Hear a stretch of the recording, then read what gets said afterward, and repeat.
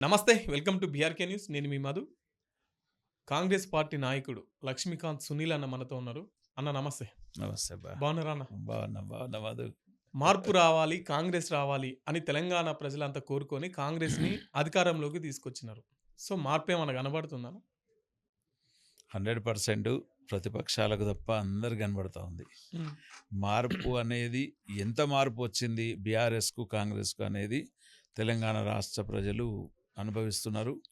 అందుకోసమనే కాంగ్రెస్ని ఆదరించి ప్రజల్లోకి తీసుకురావడం జరిగింది. హ్మ్. దీన్ని మనం ప్రజాప్రభుత్వం అంటున్నాం. అంటే ప్రజలు ఎన్నుకున్న ప్రభుత్వం. ప్రజలు ఎందుకు ఎన్నుకోవాల్సి వచ్చింది? ఇప్పుడు ఇదివరకున్న ముఖ్యమంత్రులను ప్రజాప్రభుత్వం అని ఎందుకు అనలేకపోతున్నాం అంటే, వారు ఒక గుత్తాధిపత్యంగానో లేకపోతే ఒక అధికారికంగానో ప్రభుత్వాన్ని ఏర్పాటు చేసుకొని అదే లెవెల్లో పరిపాలన సాగించారు. అక్కడి నుంచి విముక్తి కావాలి కాబట్టి ప్రజలందరూ ఎన్నుకున్న ప్రభుత్వం కాబట్టి దీన్ని ప్రజాప్రభుత్వం అంటున్నాం. కాంగ్రెస్‌కి ఆ గొప్ప పేరు ప్రజలు ఇచ్చిండ్రు. హ్మ్. సో, నిజంగా ఎన్ని గొప్ప మార్పులు రాలేదు.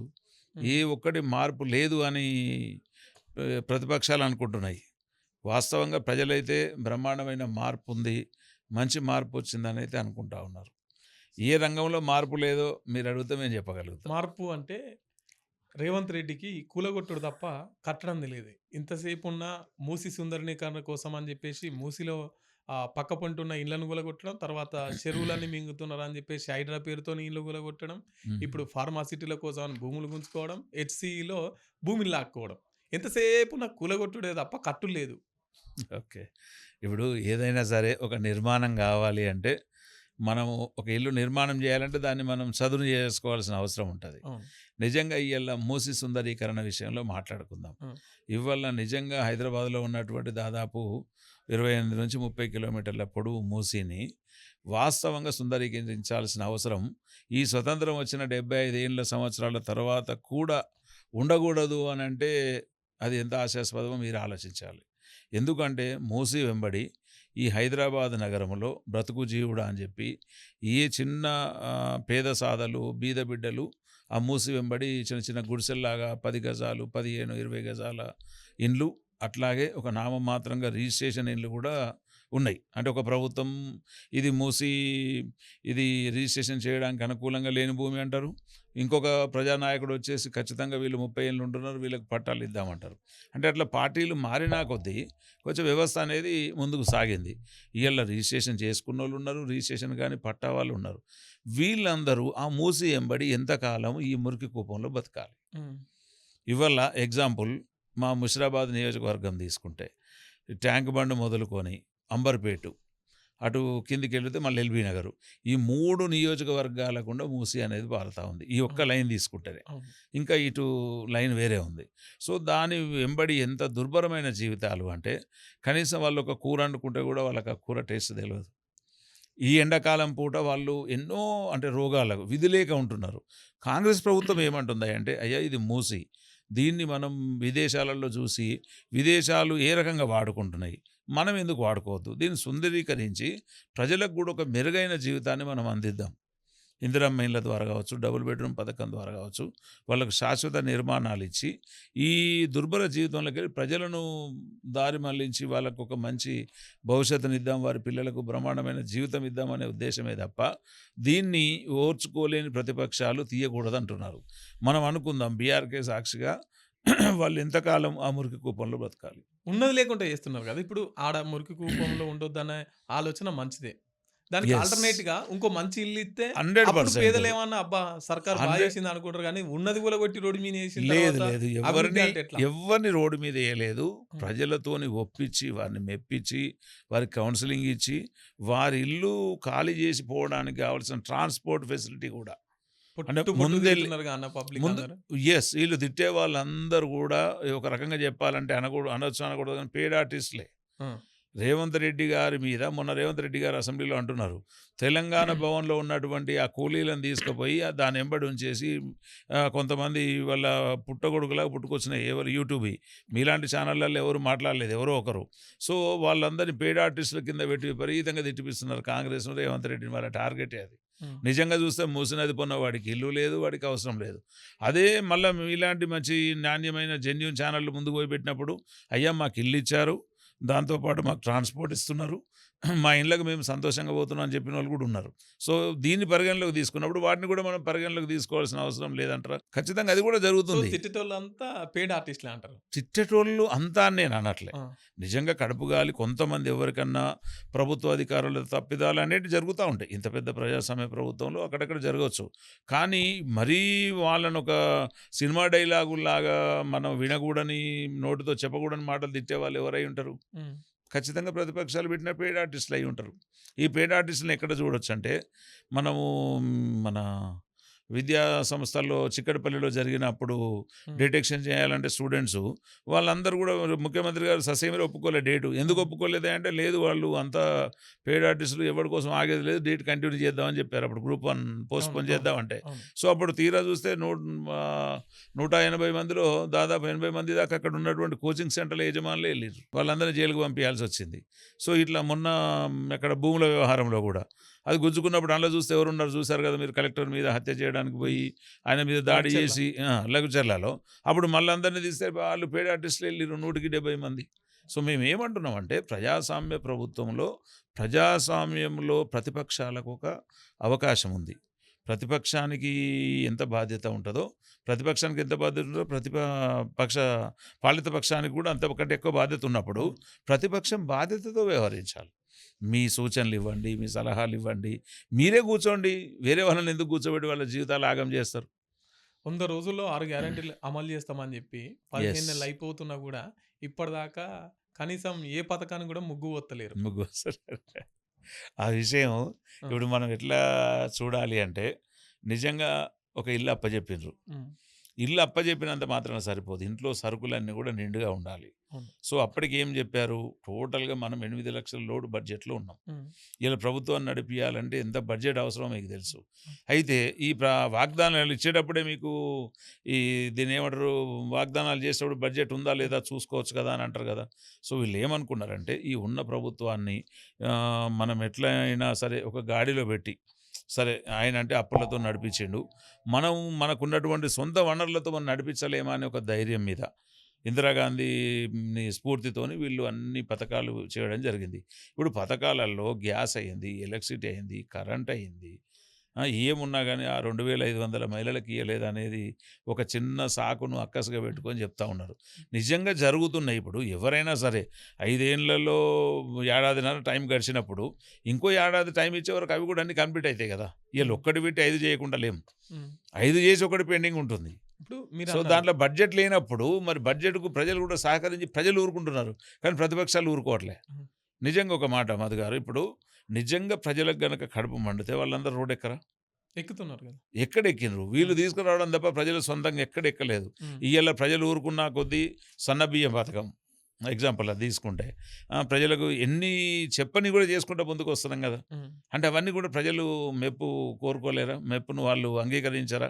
సో, ఇందాక మీరు మాట్లాడుతూ 8,00,000 అప్పయిందని జెప్పేసి 8,00,000 కానీ కోట్ల అప్పు. ఆర్‌బీఐ రిపోర్ట్ బయట పెట్టేది 4,00,000 అప్పే అని. కానీ యెస్. తర్వాత ఈ 15 నెలల్లోనే రేవంత్ రెడ్డి 1,50,000 అప్పు చేసిండు. యెస్. 10 ఏండ్లు 4,00,000 అప్పు 4,00,000 అప్పు చేస్తే 15 నెలల్లోనే 4,00,000 ఓన్లీ నికరంగా తీసుకున్నది ఆర్‌బీఐ నుంచే చూపించిండ్రు. ఆ! ప్రాపర్టీల పరంగా కావచ్చు, ప్రాజెక్ట్‌ల పరంగా కావచ్చు, అవన్నిటికి తీసింది ఇంకో చూపియలేదు. 1,50,000 కానీ సంవత్సరానికో 1,00,000 పెంచుతున్నారుగా మీరు. ఫస్ట్ 6 సంవత్సరం అన్నారు. ఆ! తర్వాత 7 అన్నారు. ఇప్పుడు 8 కాడికొచ్చింది. అంటే కాదు. సంవత్సరానికి వాళ్ళు అధికారంలో లేకున్నా గూడా అప్పులెట్లా పెరుగుతున్నాయి? అప్పులెట్లా పెరగట్లే కాదు. వాళ్ళొచ్చేవరకు 7,00,000 పైచిలకు అప్పుండే. హ్మ్. వాటి వడ్డీలను ఎవరు కట్టాలి? ఆ! వాళ్ళు చేసింది అప్పైతే కాంగ్రెసే కట్టాలి కదా! అవును. మరి ఆ అప్పుని ఎట్లా మనం లెక్క మరి కట్టకూడదు? సంపద గూడా వాళ్ళే సృష్టించిర్రు గదా! సంపద సంపదలో మీరు ఏముంది సృష్టిస్తురని ఇవాళ? వాళ్ళ మీదెందుకు నెట్టుతలేరు మీరు? ఇప్పుడు సంపద సృష్టించిర్రు. అవును. సంపద సృష్టించినప్పుడు దానికి వస్తున్నటువంటి రాబడి ఏది? ఆదాయం ఎక్కడ? హ్మ్. ఆదాయం లేనే లేదు గదా! నిజంగా ఆదాయం ఉంటే అప్పులనేవి తరిగిపోవాల. కానీ పెరుగుతా ఉన్నాయి. అంటే వాళ్ళు ఏం చేసిర్రంటే రాబడికి రూపాయి రాబడి వస్తుందంటే రూ. 50 అప్పు చేసిండ్రు. ఈ రూ. 50కు రూ. 49 ఎప్పుడు కలవాలి? అప్పులు ఎప్పుడు ముట్టాలి? హ్మ్. సో, ఇవాళ జరుగుతున్న ప్రతి దాంట్లో పారదర్శకంగా సంపదను మళ్ళీ పునరావృతం చేసుకుంటూ ప్రజలు మొప్పు పొందే విధంగా ఈ 5 ఏళ్లలో ఖచ్చితంగా అప్పును ఒక లెక్కకు తెచ్చే పనిలో ముఖ్యమంత్రి గారు, రాష్ట్ర ప్రభుత్వం అయితే ఉన్నది. రేవంత్ రెడ్డి గారికి అడ్మినిస్ట్రేషన్ వస్తలేదంటున్నారు. రేవంత్ రెడ్డి గారికి వచ్చిన అడ్మినిస్ట్రేషన్ ఈ భూప్రపంచంలో ఎవరికీ రాదు. ఆ! ఎందుకు అంటే ఆయన అపర చాణక్యుడు. హ్మ్. ఏ రకంగా అనంటే ఆయన రాజకీయంగా ఏమంటారు కొట్టిన పిండి. సో, అన్ని విధాలలో ఆయన తొక్కబడి చిరు స్థానం అంటే ఒక గ్రామ కమిటీ లెవెల్‌లో నుంచి ఇయాల ఆయన ఒక ముఖ్యమంత్రి సీట్‌లో కూర్చున్నారు.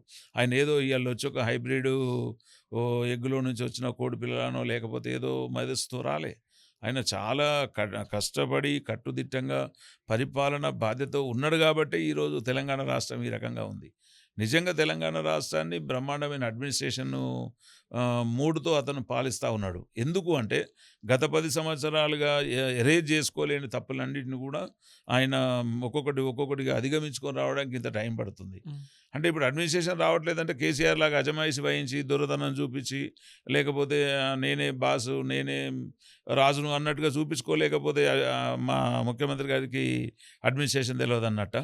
రేవంత్ రెడ్డి పేరే గుర్తుపెట్టుకుంటలేరుగా. పేరే మర్చిపోతున్నారు గదా! అందరూ. అవసరం లేదు. ఆయన పేరు గుర్తుపెట్టుకోవాల్సిన అవసరం లేదు. ఆయన ఎవరు సీట్‌లో ఇలా పేరు గుర్తుపెట్టుకున్నంత మాత్రాన ముఖ్యమంత్రి గారు కాదా? హ్మ్. ఇలా మీరు బీఆర్‌కే ఛానెల్‌లో మధు గారు మీ పేరు మర్చిపోతే మాత్రం మీరు మధు గారే కదా! హ్మ్. సో, అంటే ప్రజలు నిజంగా ఎప్పుడు గుర్తుపెట్టుకుంటారు అంటే, అన్యాయమైన సొమ్మును లేకపోతే అప్పనంగా ఎవరికైతే ధారపోస్తారో కొంతమందిని గుర్తుపెట్టుకుంటారు. ఏం జరుగుతుంది అని. కానీ ఈయన కూడా ప్రజాపాలనలో ఉండి నడిపిస్తున్నాడు కాబట్టి, ఏ రకంగా వాళ్ళు చాలామంది ఇప్పుడు అది ఒక రకంగా అల్లు అర్జున్ అనేవాడు ఉన్నాడు. అవును. ఆయన ముఖ్యమంత్రి అంతా అదా అంటే ఇదంతా ఒక బ్యాక్‌గ్రౌండ్ డ్రామాలు ఇవన్నీ. హ్మ్. అంటే కొంతమందితో కావాలని చెప్పియడం తప్ప ముఖ్యమంత్రి గారి పేరు గుర్తుపెట్టుకున్నోళ్ళు ఎవరుంటారు? హ్మ్. ఇప్పుడు రాష్ట్ర ముఖ్యమంత్రి వాళ్ళు ఎవరైనా కావచ్చు. సంవత్సరానికి ఉండని సరే రెండే అల్లు అర్జున్ అంటే కావాలని డ్రామాలు చేస్తున్నాడు. హ్మ్. మంత్రులు మీ ఆ! మంత్రులు మర్చిపోయారు. హ్మ్. ఒకళ్ళేమో కేటీఆర్ ముఖ్యమంత్రి అంటారు. ఇంకోరేమో చామల ఆయన పేరేం పేరు? కి కిరణ్ కిరణ్ కుమార్ కుమార్ రెడ్డి. రెడ్డి. కిరణ్ కుమార్ రెడ్డి అంటారు. అంటే మీ మంత్రులు కూడా ముఖ్యం మర్చిపోతున్నారు కదా! వాళ్ళని ముఖ్యమంత్రి అని అనలేదు. హ్మ్. రెడ్డిల పరంగా ఉన్నప్పుడు ఏదైనా పేరు స్లిప్ అయితారు తప్ప ఆయనను ముఖ్యమంత్రి అని వీళ్ళెందుకు అనుకుంటారు? హ్మ్. పక్కనున్న ముఖ్యమంత్రి గారే రేవంత్ రెడ్డి గారే ముఖ్యమంత్రి. ఆ రకంగా ఎక్కడంటే ఈ మీడియా ఎట్లా తయారైందంటే చిన్న మిస్టేక్ ఏదైనా దొరికితే దాన్ని హ్మ్. ఎంతో దూరంలో జూమ్‌లో చూపిస్తున్నారు 70 ఎంఎంలా. హ్మ్. ఓకే. 3 తారీఖు ఖచ్చితంగా. నాడే కొత్త మంత్రులు ప్రమాణ స్వీకారం చేస్తారని చెప్పేసి వార్తలొచ్చినాయి. అవును. 3 తారీఖు అయిపోయింది. ఇయాల 4 తారీఖు. యెస్. అంటే ఇంకా కొత్త మంత్రులు అసలు ఆ పరిస్థితి ఎంత ఎంత ఎంత దాకొచ్చింది? అయితే ఆల్రెడీ మంత్రివర్గంలో ఎవరి పేర్లు ఏంది అనేది డైరెక్ట్‌గా అంతా ఫిక్సప్ అయ్యి ఉన్నాయి. వీళ్ళు కూడా అధిష్టానంతోని నిర్ణయం తీసుకున్నారు. హ్మ్. ఢిల్లీ పోయి వచ్చిండ్రు. ఇప్పుడు ఈ బీసీదొకటి, తర్వాత ఈ ఎస్సీదొకటి 2 జరుగుతున్నాయి కాబట్టి, కుల సమీకరణలను ఎట్లా చేద్దామనే ఒక ఆలోచనే తప్ప. హ్మ్. మీరు చూడండి ఎంత సునాయాసంగా ఎమ్మెల్సీలు చేసి పెట్టిండ్రు. అవును. ఎమ్మెల్సీలలో కుల సమీకరణాలు ఎవ్వరు కూడా నోరెత్తకుండా ముగ్గురు, నలుగురికి 4 ఇట్లా తీసుకొచ్చి పెట్టేసిండ్రు కదా! 3. అవును. సో, అదే రకంగా ఈ మంత్రులను కూడా ఆ రకంగా దేవడంలో కొంచెం హోంవర్క్ అనేది అవసరం ఉంది కాబట్టి చేస్తున్నారు తప్ప వేరే కాదు. హ్మ్. అంటే మాక్సిమం ఈ మంత్‌లో 100% వాళ్ళు విస్తరణ చేసేస్తారు. హ్మ్. మళ్ళీ పాలనలో ఏదైతే లోటుపాట్లు జరుగుతున్నాయో, ఎక్కడైతే ఒక సంబంధిత మంత్రి లేకుండా కొంచెం ఇబ్బందవుతుందో అవన్నీ కూడా ఈ మంత్‌లో ఫుల్‌ఫిల్ అయితాయి అనుకుంటున్నాం. అంటే ఎవరెవరు ఎట్లెట్లా అనేది కొంచెం ఏమన్నా మీ వరకొచ్చినయి ఏమన్నా చెప్పగలుగుతారా? వచ్చినాయండి. చెప్పకూడదు. హ్మ్. నడుస్తున్నాయి. మీరే ఓకే. చూస్తారు గదా! ఈ వారంలోనో, ఈ మాసంలో ఖచ్చితంగా విస్తరణ అయితుంటది. ఓకే. అందరికీ సమన్యాయం జరిగే పరంగా. ఇప్పుడు హెచ్‌సీయూ లొల్లి నడుస్తుంది. హైదరాబాద్ సెంట్రల్ యూనివర్సిటీకి సంబంధించిన లొల్లి నడుస్తుంది. యెస్. రేవంత్ రెడ్డి కోర్టు చెప్పినా కూడా ఇంటలేడు అని చెప్పేసి కోర్టు 2, 3 సార్ల మొట్టికాయ ఏసినటువంటి కూడా పరిస్థితి. ఎందుకు అటు పర్యావరణాన్ని దెబ్బతీసి, పిల్లల్ని లాఠీ చార్జ్ చేసి, కొట్టి, జైల్లేసి చేసే ఇయ అభివృద్ధి ఏముంటది? ఇయాల ఒకటే చెప్తానండి. హ్మ్. ఉస్మానియా యూనివర్సిటీలో గొడవలు జరిగినంత కాలం ఓయూ విద్యార్థులు ఎవరి దగ్గరకొచ్చిండ్రు? ప్రతిపక్ష నేత రేవంత్ రెడ్డి గారి దగ్గరకొచ్చిండ్రు. అవును. ఇయ్యాల హెచ్‌సీలో జరిగినప్పుడు ప్రతిపక్ష నేత కేటీఆర్ దగ్గరికి పోతున్నారు. ఇది కామన్. అంటే ఆయన కొడితే ఈయనకి చెప్పాలి, ఈయన కొడితే ఆయనకి చెప్పాలి. అది వాస్తవం. హ్మ్. సో, ఆయన ఎందుకు కొట్టిండంటే నా ప్రభుత్వ పాలసీ అన్నాడు అప్పుడు. హ్మ్. ఇయాల ఈయన ఎందుకు కొడుతున్నాడంటే నా ప్రభుత్వ పాలసీ అంటారు. వాస్తవమే కదా! ప్రభుత్వ పాలసీ కంటే ముఖ్యంగా ఇవాళ నిజంగా ఏదైతే జరుగుతుందో ఎస్సీయూ విద్యార్థులు రేవంత్ రెడ్డి గారి దగ్గరికి రానీయకుండా ఎవరన్నా అడ్డుపడ్డారా? పడలేదు కదా! నిజంగా వచ్చి అయ్యా గిదేనా రిప్రజెంటేటివ్ ఇచ్చే హక్కు ఉంది కదా! కాకపోతే వీళ్ళే పోవచ్చు కదా అక్కడికి. ఎవరు? ఓ మంత్రి అధికారికి సంబంధించిన మంత్రులు, మంత్రి అధికారులు లేకపోతే పోతున్నారు. వాస్తవంగా గూడా అందులో ఉన్నటువంటి హెచ్‌సీయూ ల్యాండ్స్ దాదాపు 2000 ఎకరాల భూమి. 1600 ఎకరాలు అఫీషియల్‌గా ఉంది. 1600లలో ఈ ఎస్సీ ఉన్నటువంటి ఇప్పుడున్న 600 ఎకరాలు ప్రశాంతంగా ఉంది. దాన్ని ఎవరు కూడా ముట్టుకోలేదు, ఏం చేయలేదు. హ్మ్. 400 ఎకరాల ల్యాండ్ ఏదైతే ఉందో వాస్తవంగా బీఆర్ఎస్ ఉన్నప్పుడు లేదా బీఆర్ఎస్ కంటే ముందు చంద్రబాబు గారు ఉన్నప్పుడు ఈ ల్యాండ్‌కు ప్రత్యామ్నాయంగా ఇంకొక దగ్గర ల్యాండ్ ఇచ్చిండ్రు. ఈ ల్యాండ్‌ను అంటే ప్రభుత్వం అమ్ముకోవడానికి గానీ, లేకపోతే ఆపదల్లో ఉన్నప్పుడు వాడుకోవడానికి గానీ అనేది ఒక రకమైన ఒక భావన మనం వింటున్నాం. అది వాస్తవాలు మనకు తెలియదు అంటున్నారు. అప్పుడు వీళ్ళేమనుకున్నారు? నిజంగా దాన్ని సాఫ్ సఫాయి చేసి అమ్ముదాం అనుకున్నారా? ప్రభుత్వానికి ఒక ఆస్తిని చూపించుకుందాం అనుకున్నారా? ఎందుకంటే అదంతా ఇప్పుడు ఈ హైడ్రాలో జరుగుతున్న భాగంగా చెరువులు అవి ఉన్నాయి కాబట్టి ఖచ్చితంగా మన ల్యాండ్‌లని మనం అంటే ఒక డాక్యుమెంటేషన్ చేసి పెట్టుకోవాల్సిన అవసరం ఉంటది గదా! ఇప్పుడు గూడా ఏమంటున్నాడు రేవంత్ రెడ్డి గారు, అదంతా గాదు సుప్రీంకోర్టు వద్దంటే గనక ఈ 2000 ఎకరాల్లో 1600 ఎకరాలు 400 ఎకరాలు కాలేజీకి తీసేస్తే ఉన్న పాటున ఈ 1600 ఎకరాలను కూడా మనం సింగపూర్‌లో చేసినట్టు నైట్ సఫారీ అట్లా డెవలప్ చేద్దామని అంటున్నారు తప్ప నిజంగా అది ఇలా గుంజుకొని ఏ మంత్రి ఇంటికో లేకపోతే ఏ మంత్రి ఇలాకాలకో తోసేసుకునే అవకాశం లేదు. 100%. సో, హ్మ్. దాన్నేందంటే వీళ్ళు సంనయనంతో కొంచెం గూడా ఆలోచన వెయిట్ జేయకుండా ఇమ్మీడియేట్‌గా దాని మీద ఒక ప్రతిపక్షంగా వీళ్ళను తోలాలి. ఇవంతా లాఠీ చార్జ్ జేయాల. ఈ రకంగా ఇబ్బంది పెట్టాలనే ఉద్దేశం తప్ప, వాస్తవంగా గూడా ఇప్పుడు ప్రజలు ఎన్నుకున్న ముఖ్యమంత్రి, ఆయనకు ఓయూ ప్రజలు, బిడ్డలు ఏ రకంగా పట్టం కట్టి ఎలక్షన్‌లో పనిచేసిర్రు మీరు చూసిండ్రు. అవును. ఎందుకు ఆనాడున్నటువంటి ఈ అభినవ రాజు, కింగు, కేసీఆర్, కేటీఆర్, హరీష్ రావు, కవితమ్మల ఆ రాజ్యం కావచ్చు, వాళ్ళు చేసినటువంటి దుర్మార్గ పాలనను గమనించి, ఇవ్వల్ల ఒక మేము ప్రజలు ఎన్నుకున్నాడు మా కోసం వచ్చిండని చెప్పినప్పుడు, ఒక 15 సంవత్సరాల లోపలనే ఆ కాలేజీని గాని, విద్యార్థులు గాని అణగదొక్కాలనే మనసు ఉంటదా? ఉండదు. దాన్ని వీళ్ళు కేవలం పురికొల్పుతున్నారు. హ్మ్. అంటే వాస్తవంగా ఇవాళ అందులో జింకలున్నాయన్నారు, పులులున్నాయంటున్నారు, ఏవో ఏవో అంటున్నారు. హ్మ్. అవి ఏవున్నాయి, ఏం కథని అటవీ శాఖకు ఒక లెక్క ఉంటది గదా! అవును. అటవీ శాఖ సో పర్మిషన్ తీసుకోవాలి గదా మీరు. యెస్. వీళ్ళు వాస్తవంగా గూడా చిన్న చితక చెట్లు ఏవైతున్నాయో జేసీబీతో పోయేటియే తప్ప, హ్మ్. ఇయాల పర్యావరణంలోకొచ్చేటివి మేము పోలేదని కోర్టుకు జెప్పిండ్రు. నిజంగా కోర్టు దాని మీద ఏమన్నది? ఖచ్చితంగా అది పర్యావరణం కిందకొస్తదంటే కోర్టులను గవర్నమెంటు ఖచ్చితంగా శిరస వహించి తల వంచాల్సిందే గదా! హ్మ్. ఆ కానీ రకంగానే జరుగుతుంది. ఇప్పుడక్కడ ఏమి జరగలేదు. దానికి వీళ్ళేదో ఏమెందుకు రాద్ధాంతం జరగలే? జేసి మొత్తం వందల జేసీబీలు పోయి చెట్లన్నీ కూలగొట్టి యెస్. సగం ల్యాండ్‌ను విధ్వంసం జేసిర్రు గదా! విధ్వంసం ఏం గాదు. ఉన్న భూమిని వాళ్ళు సాపు సపాయి జేసి, హ్మ్. మనం దాన్ని ఏం ఆలోచన ఉందో ప్రభుత్వం దగ్గర, అది ప్రజలకు వాళ్ళు జెప్పేదాకా వీళ్ళు ఆగలేదు. ఏం జరుగుతుందని స్టూడెంట్లు గూడా ఆగలేదు. హ్మ్. స్టూడెంట్ ఎళ్లి చట్టాన్ని చేతులోకి తీసుకున్నప్పుడు ఎవరైనా సరే జరిగేది అదే లాఠీ చార్జీలు. హ్మ్. మన ఉద్యమంలో దెబ్బలు తిన్నోళ్ళమే. తర్వాత ఓయూ విషయంలో తిన్నోళ్ళమే. ఎస్సీ విషయంలో కూడా తిన్నోళ్ళమే. కాకపోతే కొంచెం ప్రభుత్వం గూడా సమన్వయం పాటించాలి. అటు విద్యార్థులు కూడా జేయాలి తప్ప, ప్రతిపక్షాల చేతుల్లో కీలుబొమ్మలైపోయి ఏదో ప్రభుత్వాన్ని పేరు లేకుండా, ఊరు లేకుండా చేద్దాం అనుకోవడం కరెక్ట్ కాదు. హ్మ్. ఓకే. ఈ రాజకీయాలన్నీ కోసేపు పక్కన పెట్టి మీ యెస్. దగ్గరికొద్దాం. యెస్. నెక్స్ట్ చెప్పండి. సునీల్ అన్న యెస్. రాజకీయ భవిష్యత్తేంటి? ఏముందండి, కాంగ్రెస్ ఒక మహాసముద్రం. హ్మ్. బీజేపీ అనే ఒక దేశభక్తి, హ్మ్. దుర్మార్గ పార్టీ నుంచి బయటపడ్డాం. హ్మ్. కాంగ్రెస్ పార్టీలో చేరడం నిజంగా చాలా గర్వంగా ఉంది. మీరు బయటకొచ్చిన తర్వాత మళ్ళా మిమ్మల్ని ఎవళ్ళు ఇప్పటికి గూడా మీరు రండి ఎందుకు యెస్. పోయిర్రు అన్న చాలామంది చర్చలు చాలామంది పిలిచారు. ఆ! ఈవెన్ దో దాన్నేమంటారు, బై ఎలక్షన్ అప్పుడు గూడా, హ్మ్. కంటోన్మెంట్ బై ఆ! ఎలక్షన్ అప్పుడు గూడా అవకాశం ఇస్తాం అది ఇది అని చెప్పి వేరే వ్యక్తుల ద్వారా పెడితే కూడా నేను రిటర్న్ పోనని చెప్పా. హ్మ్. ఎందుకు? పోలేదు. ఎందుకు? ఇంగా అంటే అది అవకాశం ఇస్తా అన్నా గూడా అవకాశం ఇస్తా అంటే అండి, ఒకటి ఇప్పుడు అటు దారి, ఇటు దాటి, ఇటు దాటి ఇప్పుడు మేము 15, 18 సంవత్సరాలు ఒకే ఒక దగ్గర నిఖార్సితంగా నిలబడ్డాం. అక్కడ 18 ఏళ్ళు వేచి చూసినా న్యాయం అనేది జరగదు, మనకు న్యాయం అందదు అనుకున్నప్పుడు ఖచ్చితంగా పక్కకు జరగాల్సిందే గదా! హ్మ్. ఎందుకంటే జీవితం చాలా చిన్నది. సో, హ్మ్. దీంట్లో మనం గూడా గౌరవంగా బతకాలని కోరుకుంటాం తప్ప, గౌరవం లేని చోట ఉండలేం గదా! అంటే ఎటు అధికారం ఉంటే అటు అట్లా లేదు. పయానం అధికారం అంటే జేస్తారా? అధికారం అంటే మేము 18 ఏళ్ళు ఉన్నప్పుడు హ్మ్. బీజేపీ ఒక్కసారి గూడా అధికారంలో లేదు. ఆ! అంటే ఇప్పుడు రాష్ట్రంలో అధికారంలో ఉంది గాబట్టి దీన్ని నో, నో, వదులుకోలేకపోతున్నారా? నో. అట్లేం లేదు. అంటే వాస్తవంగా గూడా ఇప్పుడు మనం అంటున్నాం ప్రజలు ఎన్నుకున్న ప్రభుత్వం అంటున్నాం. హ్మ్. నిజంగా బీజేపీని గూడా ప్రజలు ఎన్నుకుంటే ఆలోచించే వాళ్ళం గానీ, ప్రజలు అటువైపు ఎప్పుడు ఉండరు, ఉండరు, ఉండరు. హ్మ్. సో, వీళ్ళేమన్నా ఆఫర్ ఇచ్చిర్రా? ఆఫర్ ఏముంటదండి. ఖచ్చితంగా పార్టీలో ఒక సైనికుల్లాగా పని చేసుకుంటూ పోవాలి. హ్మ్. ప్రజల కోసం పనిచేస్తుంది కాబట్టి ఉడతా భక్తిగా మేము గూడా ఉన్నాం. ఒక వారధిలో పనిచేసే వాళ్ళగా ఉండాలనే కోరుకుంటున్నాం గాబట్టి, కాంగ్రెస్ అనేది గొప్ప పార్టీ. హ్మ్. ప్రజల పార్టీ. ఇప్పుడు ఇందిరమ్మ ఉంది. ఆ రోజు ఇందిరమ్మ ఇచ్చిన ఇండ్ల నుంచి ఇవ్వాళకి కూడా స్ఫూర్తిగా నడుస్తా ఉంది. ఇందిరమ్మ ఇచ్చిన భూములు కావచ్చు, ఇండ్లు కావచ్చు, లేకపోతే ఈ ముఖ్యంగా ఎస్సీ, ఎస్టీలను వాళ్ళు హక్కున చేసుకునే పద్ధతి కావచ్చు, ఆహ్, ప్రజల పథకాలు కావచ్చు.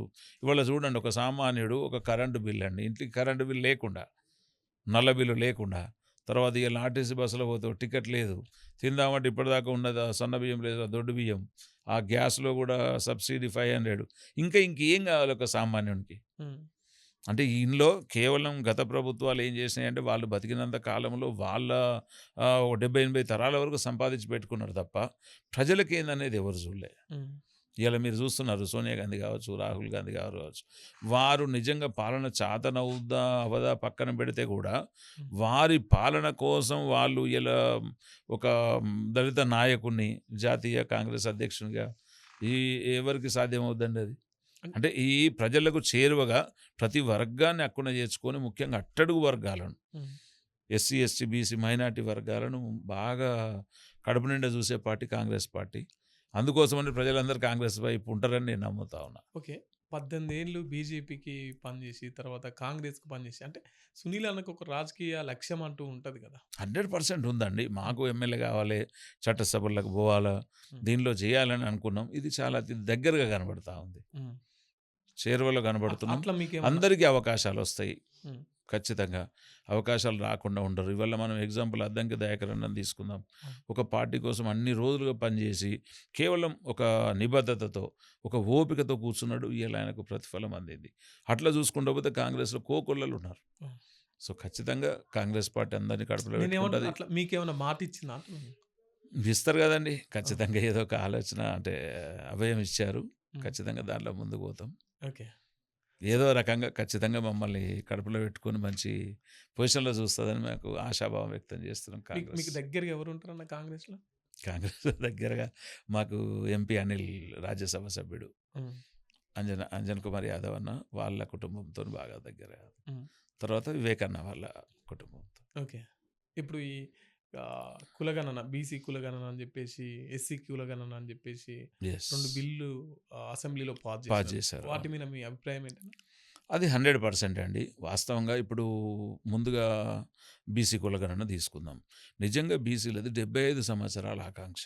అది చేయాలంటే ఎవ్వడికి కూడా సాహసం లేదు. ఏ ముఖ్యమంత్రి కావచ్చు, ఏ జాతీయ పార్టీ కావచ్చు. వాళ్ళకు సరిపోలే. అది రేవంత్ రెడ్డి గారు ఒక ఓసీ అయ్యుండి, అంటే నిజంగా కూడా సీట్‌లో కూర్చుంటే ఏమంటారు, పంక్తిలో కూర్చుంటే మనోడైతే ఎక్కడ పోయినా మనకు సరిపడా దొరుకుద్ది అనుకుంటాం కదా! కానీ ఆయన ఒక ఓసీ కులానికి చెంది ఆ సీట్‌లో కూర్చొని నిజంగా ఇయ్యాల బీసీ కులగణన ప్రకారంగా 42% వాటా పోతే ఎప్పటికి బీసీ ముఖ్యమంత్రే ఉంటాడు. ఆ రకంగా. అయినా సరే ఆయన ఒక త్యాగపూరితంగా ఇది జరగాలి అని చెప్పి చేసిన గొప్ప ఘన చరిత్ర అది రేవంత్ రెడ్డి గారిది, కాంగ్రెస్ పార్టీది. హ్మ్. సో, ఆ కానీ రకంగా పార్లమెంట్‌ల దీన్ని బిల్లు పాస్ యెస్. జేశారు గదండీ! దానికోసం అని చెప్పి మొన్న ఢిల్లీ జంతర్ మంతర్‌లో కూడా స్వయంగా రేవంత్ రెడ్డి గారు, మంత్రివర్గం పొన్నం ప్రభాకర్ అన్న కావచ్చు, వీళ్ళందరూ మహేష్ గౌడ్ గారు హ్మ్. అందరూ పోయి అక్కడ చేశారు కదా! బట్టి విక్రమార్క అన్న. వీళ్ళందరూ పోయి ధర్నా చేశారు. అంటే వాళ్ళ ఇంటెన్షన్ ఏంది? మేము రాష్ట్ర అసెంబ్లీలో మీరు చేసుకునే హక్కు మాకిచ్చేస్తే మేము వెంటనే దీన్ని ఇంప్లిమెంట్ చేసుకుంటాం అంటున్నారు. అవును. ఆ ఇంప్లిమెంట్ చేయాల్సిన ధైర్యం గానీ, దమ్ము గానీ, సత్తా గానీ బీజేపీకి ఉంటే నిజంగా మాకు అవకాశం ఇయ్యాలి. లేకపోతే కేంద్రంలో పార్లమెంట్‌లో వాళ్ళు చట్టం చేయాలి. హ్మ్. వాళ్ళు చేస్తారా? చేయరా? తెలవదు. హ్మ్. అందుకే ప్రజలు ఎటువైపు ఉన్నారో మీరు చూస్తున్నారు. ప్రజలకు నిజంగా ఇది ప్రజల కోసం కాదా చెప్పండి? అవును. స్వతంత్రం వచ్చిన ఎంత సంబరం ఉందో, స్వతంత్రం వచ్చాక బీసీ బిల్ కూడా అంతే సంబరం. అవును. రెండోది ఎస్సీ కానీ వర్గీకరణ. దీని ద్వారా రెడ్డిలకే అధికారాన్ని కట్టబెడుతున్న రేవంత్ రెడ్డికి ఎసరొచ్చేటట్టున్నది గదా! రానియండి. ఆయనేమనడు, నేను చివరి వరకు కాంగ్రెస్ పార్టీలో కార్యకర్తగా మిగిలిపోయినా పర్వాలే. హ్మ్. ఈ బీసీ బిల్లును మాత్రం 100% నేను చేస్తా అని చెప్పిండు. హ్మ్. అది దాన్ని ఎందుకు స్వాగతించరు? నిజంగా బీసీలందరూ ఇలా జాజుల శ్రీనివాస్ అన్న హ్మ్. వాళ్ళందరూ కూడా ఆయన వెనకాలుండి ఆయన భుజాల మీద మోస్తున్నారు. ఇవాళ మీరు చూడండి. ఇదే బీసీనని కోసుకొని ఓ 10 కార్డులు పెట్టుకొని రక్తం తడెత్తని చూసుకుంటా తీన్మార్ మల్లన్న అనేటోడు వీళ్ళు అది పెట్టి వీళ్ళు చేసిన దాన్ని పత్రాలు చింపేస్తే పార్టీ సస్పెండ్ చేసింది. హ్మ్. మా రాష్ట్ర ఇన్ఛార్జ్ గారు హ్మ్. సస్పెండ్ చేశారు. చేసిన తర్వాత వెంటనే ఆయన ఎక్కడికి పోయిండు మళ్ళా, ఎవరినైతే తొక్కి తోలు తీస్తా, తాట తీస్తా, దప్పు కొడతా అన్నాడు. మళ్ళా వాళ్ళ కాళ్ళ కాడ పోయి కూర్చున్నాడు కేటీఆర్ దగ్గర వెంటనే. హ్మ్. అంటే అట్లాంటోడు బీసీ దాని గురించి ఎక్కడ మాట్లాడతారు? తీన్మార్ మల్లన్న అనేటోనికి ఒక్క పార్టీలో ఒక నిలకడ లేదు. ఆయన పోని పార్టీ ఏదన్నా ఉందా? ఇలా కాంగ్రెస్ పుణ్యాన్ని ఎమ్మెల్సీ నువ్వు గౌరవించు. హ్మ్. నువ్వేదన్నా అది చేయాలి గానీ టోటల్‌గా ఒక ఇంట్లో వ్యతిరేకంగా భావంగా ఉన్నోడు ఎప్పుడు కుటుంబంలో అంటే ఒక జర్నలిస్ట్‌గా ప్రశ్నిస్తే ఆయనను యెస్. సస్పెండ్ చేస్తారా? రైట్. ప్రశ్నించడానికి ఒక హక్కుండాలి. హ్మ్. ఇవాళ ఎగ్జాంపుల్ మీరు బీఆర్‌కే ఛానల్‌లో పనిచేస్తున్నారు. హ్మ్. మీ అభిప్రాయాన్ని మీరు చెప్పాలే తప్ప, ఈ ఛానలే తప్పు అని మైక్ విరిసేస్తే మనల్ని ఉంచుకుంటదా? హ్మ్. నేనొచ్చిన మీ దగ్గర అభిప్రాయం చెప్తున్నా. నన్ను ఒక కాంగ్రెస్ వాదిగా మీరు పిలిచారు. ఇది కాదు అని చెప్పి నేను మైక్ విరిసేసి నేనెళ్ళిపోతే నన్ను బీఆర్‌కే ఛానల్ కాదు, ఏ ఛానల్ కూడా పిలవదు. అవును. అంటే దేనికైనా సరే సహనం ఉండాలి, ఓపిక ఉండాలి. ఎవరి ద్వారా భిక్షతోని మనం ఇలా చట్టసభలో అడుగుపెట్టాం. అంటే అవకాశం ఇచ్చిర్రు కాబట్టి అట్నే నో సైలెంట్‌గా అట్లేం లేదు. కూర్చుంటూ నువ్వు ఎక్కడ మాట్లాడే తర్మా ప్రశ్నించకుండా సైలెంట్‌గా ఇవ్వాల బానిస లెక్క ఉండమంటారా? అట్లా కాదండి. ఇవాళ సరే ఆ! మీరు జర్నలిస్ట్ కాబట్టి మీకు కోపం వస్తుంది. 100% రావాలి. కానీ మీరొక్కసారి పార్టీ లోకి ఇన్వాల్వ్ అయ్యి ఆలోచన చేయండి. హ్మ్. ఈళ్ళెక్కడో ఉన్నోడిని ఒక చిన్నగా ఛానల్ పెట్టుకొనో, ప్రజలను తిట్టుకుంటానో, చేసుకుంటానో, కొన్ని వర్గాల కొమ్ము కాస్తున్న తీన్మార్ మల్లన్నను హక్కున చేర్చుకొని సరే ఆయన నేనే గెలిచినా అంటుండు. మా ప్రమేయం లేదు నువ్వే గెలిచినావు. కానీ నువ్వు గెలిచిన ప్లాట్‌ఫార్మ్ ఎక్కడిది? కాంగ్రెస్‌దే కదా! కాంగ్రెస్ ప్లాట్‌ఫార్మ్‌లో గెలిచినప్పుడు కాంగ్రెస్ పార్టీని పేపర్‌లు దించి దహనం చేసే అంత హక్కు ఎక్కడిది నీకు? మరి ఆయన చర్చకు పిలిచినప్పుడు వీళ్ళు రావాలి గదా! ఎవరు ఆయనే రాలేదు. నేనెందుకు చింపినా ఇది ఎట్లా తప్పు అని జెప్పేసి ఓపెన్ తప్పది. స్టేట్‌మెంట్ చేసిండు. తప్పండి. నేను ఇయల్ల దీనికి ఎందుకిట్లా జేసినా, ఇది తప్పు అని నిరూపించడానికి నేను సిద్ధంగా ఉన్నా. హ్మ్. మీరు రండి ఇవాళ చర్చకని జెప్పి. నిరూపించమను. మరి ఈయల బయటున్నాడు గదా! బీసీ హ్మ్. సామాజిక వర్గం నిరూపించమనండి. బీసీలందరూ తొక్కి తోలు తీస్తారు. అందుకేగా మళ్ళా సెకండ్ సారి గూడా మళ్ళా ఎ ఎక్కడ పెట్టిండు ఆయన? ఆయన మీరు పెట్టిర్రు పెట్టుకున్నాడు. గదా! అందుకే గదా! సెకండ్ ఆహ్, సారి మళ్ళా సర్వే పెట్టిర్రు. యెస్. సర్వే పెట్టినా గాని ఎక్కడ సర్వే? సర్వేలో పాల్గొన్న వాళ్ళ కోసమే. హ్మ్. మేము రీసర్వే చేయలే. హ్మ్. ఎవ్వరు సర్వేలో పాల్గొనలేదో పాల్గొనండి అని చెప్పినాం లెక్క తప్పుందంటే. హ్మ్. ఆయన అనుకున్నదే కరెక్టు అని అనుకుంటే ఆయన కాంగ్రెస్ లో ఎన్నడు ఆయన కాంగ్రెస్‌లో ఒక చిన్న గుండు సూదికి నీళ్ళు ఎంత అంటుకుంటే అంత డ్రాప్. హ్మ్. అంతేగాని ఆయన నేను పార్టీని శాసిస్తా, పార్టీయే నాది, హ్మ్. పార్టీ ఎంత, ఎవ్వడెంత, భాష ఎట్లా ఉంటది, యాస ఎట్లా ఉంటది. అంటే ఇంతకుముందు రేవంత్ రెడ్డి గారిని ఒక ముఖ్యమంత్రి గారిని పట్టుకొని హ్మ్. నువ్వు ఎన్ని మాటలన్నాడు యూట్యూబ్‌లో ఇయ్యాల సజీవ అంటే సాక్ష్యం లేవా? ఇంతకుముందుకు బీఆర్ఎసోళ్ళని తిడితేనేమో ఆయన మంచోడు.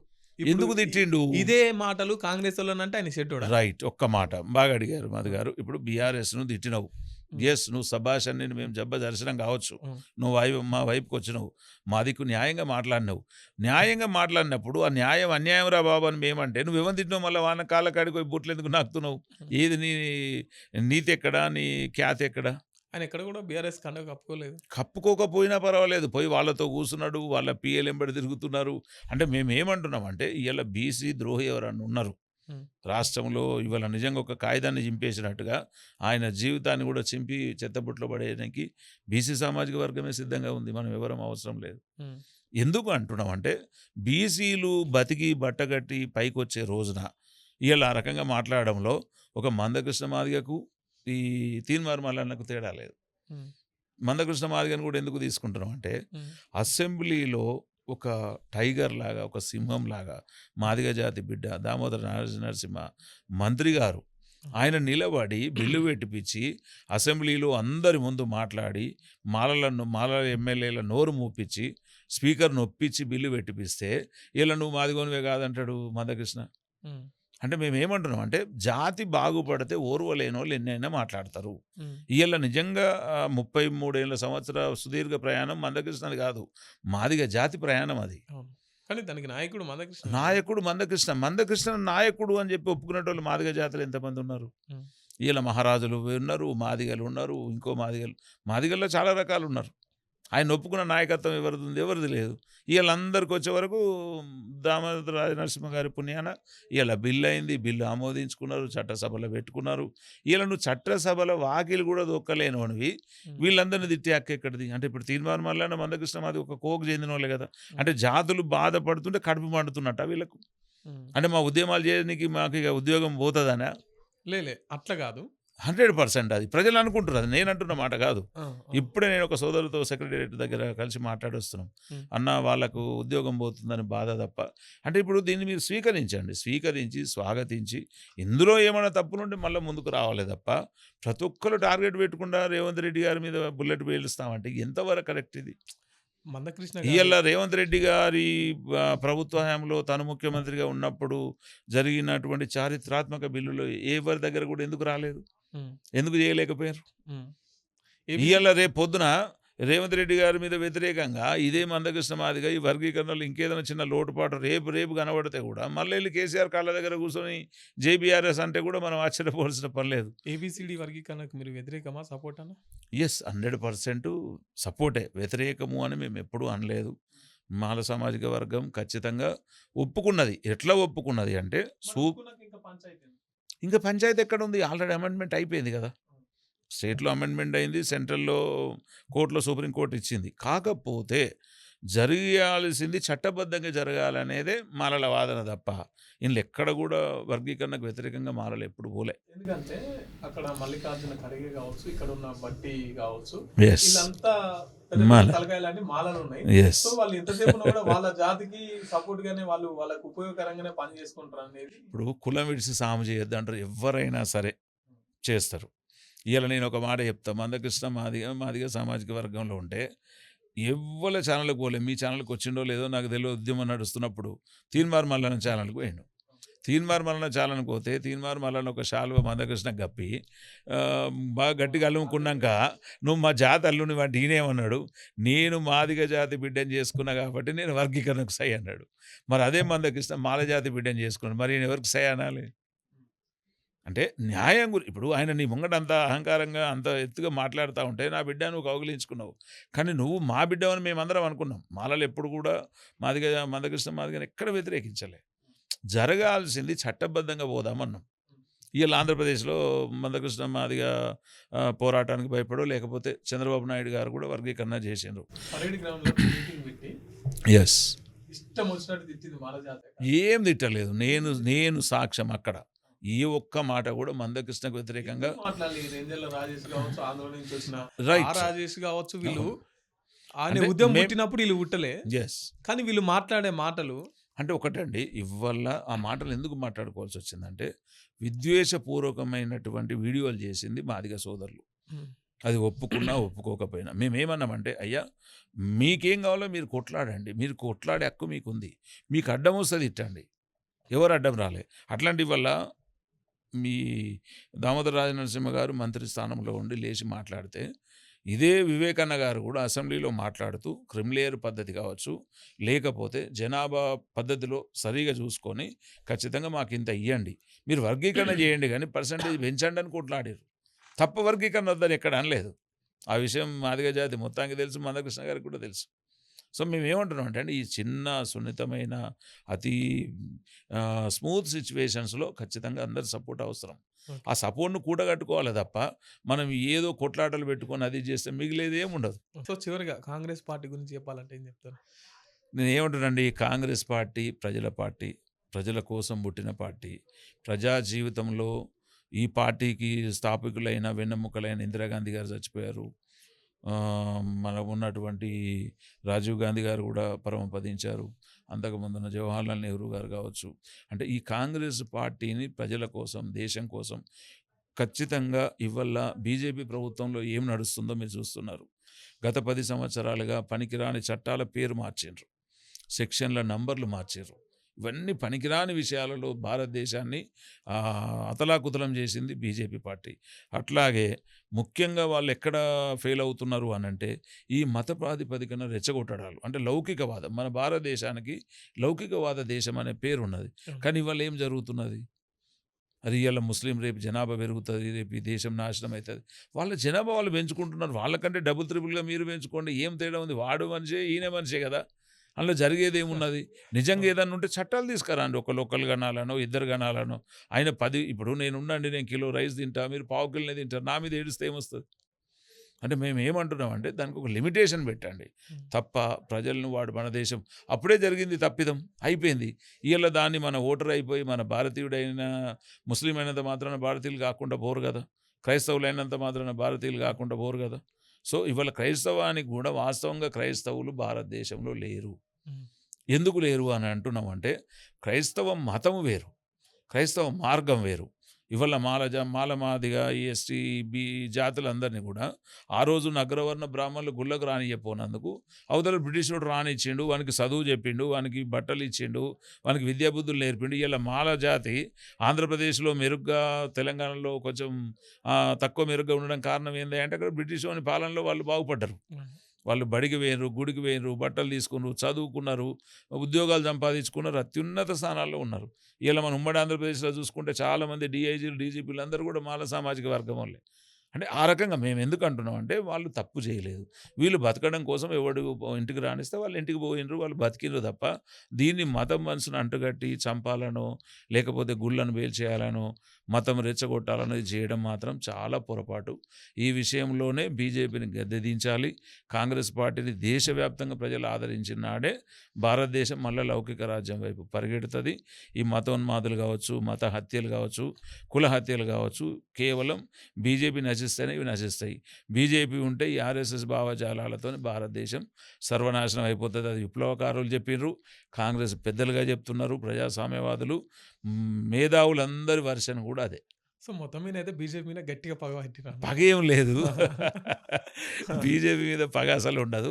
బీజేపీ చాలా మంచి పార్టీ. హ్మ్. ఇప్పుడు నేను ఏ రకంగా చెప్తున్నా అంటే నిజంగా కూడా వీళ్ళు అంబేద్కర్ గారి విషయంలో తొందరపడి ముందుకొచ్చి ఏ పార్టీ చేయకుండా భారతరత్న అనే అత్యున్నత పురస్కారం ఇచ్చి వీళ్ళు అంబేద్కర్ గారిని ప్రపంచ స్థాయిలో నిలబెట్టింది బీజేపీ. ఆ విషయంలో నేను బీజేపీ ఎప్పుడు కృతజ్ఞత కలిగి ఉంటా. అట్లనే దళిత జాతి మొత్తాన్ని కూడా చూస్తే బీజేపీ ఎప్పుడు కాంగ్రెస్కు సమానంగా కావచ్చు, కాంగ్రెస్ కంటే హైలో కూడా ఉండే అవకాశం ఉంది కదా. సో బీజేపీ ఏం చేయాలంటే బీజేపీ పార్టీకి ఉన్నటువంటి వ్యవస్థాపక పెద్దలు, బీజేపీలో ఉన్న కురువృద్ధులందరూ కూడా ఇది తప్పు అని చెప్పగలగాలి. అప్పుడు మాత్రమే బీజేపీకి ఆదరణ ఉంటుంది తప్ప ఈ గొడవలు, పంచాయతీలు, మసీదులు ఇవన్నీ తీసేసి ఇవాళ చూడండి మధ్యప్రదేశ్లో బుల్డోజర్ పెడితే బుల్డోజర్ను కూడా ఇలా సుప్రీంకోర్టు మొట్టికాయలు వేస్తుందా లేదా? ఏ ఇల్లు కూలగొట్టరు, ఆ ఇల్లుకు 10 లక్షలు ఇవ్వాలంటారు, ఆ ఇల్లు వాల్యూ 2 లక్షలు ఉన్నా 10 లక్షలు ఇవ్వాలని సుప్రీంకోర్టు చెప్పింది. సో అట్లాంటి తలతిక్క పనులు భారతదేశంలో పోవాలి అంటే బీజేపీని ప్రజలు పాతాళంలో దొక్కకపోతే కష్టమవుతుంది. ఓకే. థ్యాంక్ యూ అన్న. థ్యాంక్ మీ యూ అబ్బా, విలువైన థ్యాంక్ యూ సో సమయాన్ని మా మచ్, కోసం కేటాయించినందుకు. థ్యాంక్ యూ, సో, ఇదండి ఇవాల్టి స్పెషల్ ఎపిసోడ్. చూస్తూనే ఉండండి బీఆర్కే న్యూస్, ఇది తెలుగుడి సత్తా. Thank you. Thank you, thank you.